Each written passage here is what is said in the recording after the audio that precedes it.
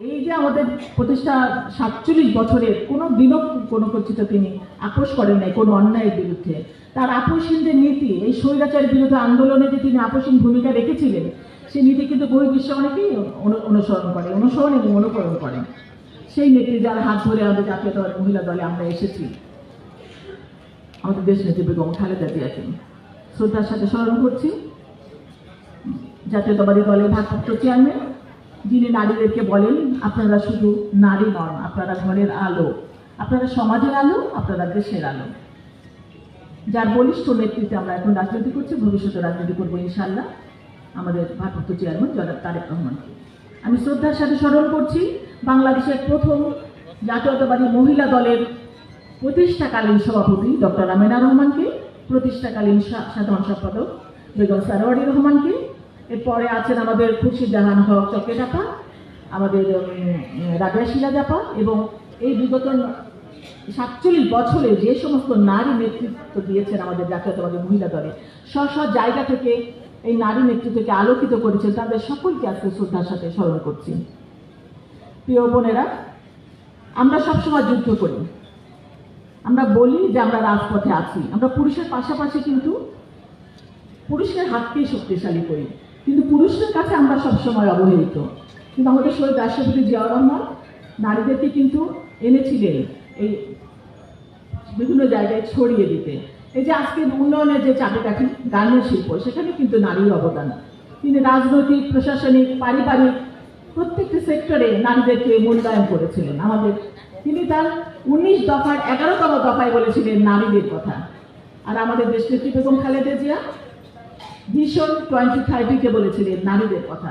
তিনি এক রক্ষণশীল নারী সমাজকে জাগ্রত করে সেই নারীদের বিকশিত করেছেন।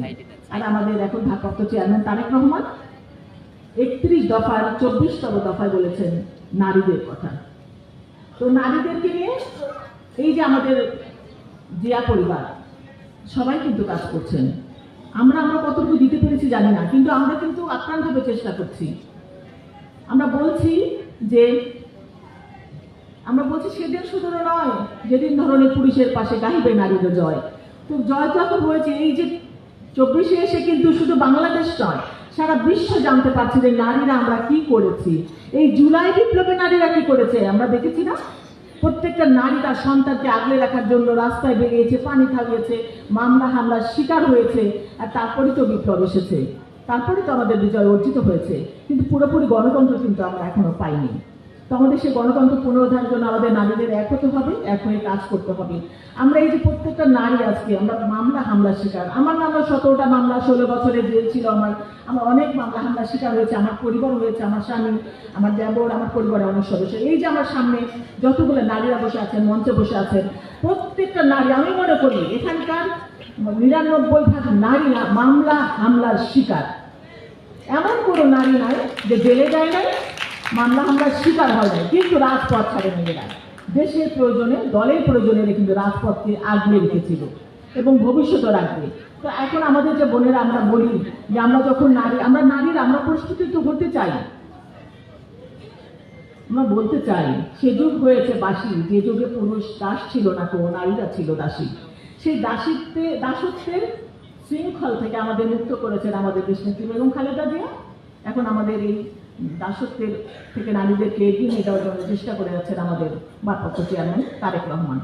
তো আমরা যে নারীরা আমরা যে যুদ্ধ করছি, আমরা কিন্তু এখন পুরুষদের যখন একটা প্রোগ্রাম হয়, সভা সমাবেশ হয়, যেমন আমরা অনেক বোনেরা বললো আমরা বসার জায়গা পাই না, আমাদের 2-একটা বোন বক্তব্য দেওয়ার সুযোগ পায় না।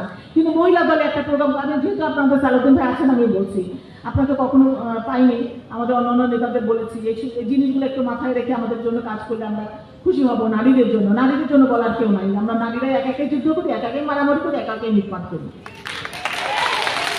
তো আমরা যখন একটা প্রোগ্রামে যাই, আপনারা আমাদের বসার জায়গা দেন না, বক্তব্য দেওয়ারও সুযোগ দেন না, কিন্তু আপনাদের কোনো বিপদে আমাদের কিন্তু ঢাল হিসেবে ব্যবহার করেন।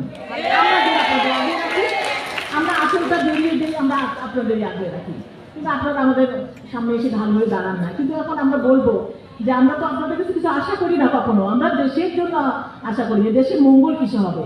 তো এখন অন্তত সুযোগ এসেছে, আপনারা অবশ্যই আমাদের কথা একটু চিন্তা করবেন, যেন নারীরা সব জায়গায় ভূমিকা রাখতে পারে, একটু সম্মান পায়। যে নারীরা আপনাদেরকে আগলে রাখছেন সেই নারীদের আপনাদের মূল্যায়ন করবেন না? অন্তত দুইটা নারী যেন বক্তব্য দিতে পারে, মঞ্চে বসতে পারে, সেই সুযোগটা আপনারা দেবেন।